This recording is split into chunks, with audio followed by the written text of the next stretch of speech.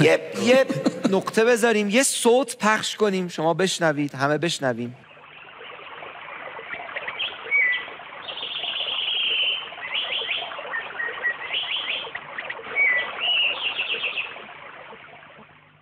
سوره قدر. بسم الله الرحمن الرحیم.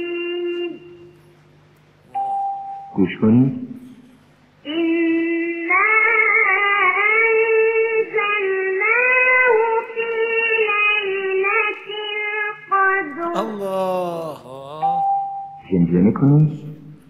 إنا بچه‌ها زمزمه کنید. أنزلناه في ليلة القدر. بلند بخونید. إنا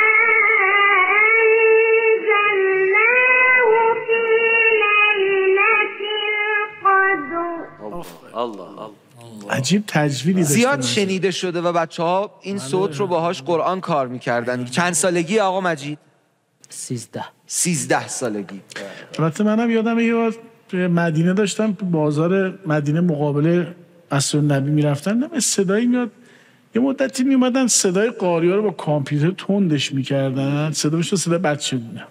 انقدر این تجوید خوب بود، انقدر دقیق بود، من فکر کنم صدایی که قاریان مشهور جهانی که تندش کردن. بعد رفتم دیدم که یه نواری بود نوشته مجید فقیه، اونجا متوجه که تلاوت آقا مجید حتی عربستان هم ازش ترتیل ضبط کرد و اونجا فروخته میشه.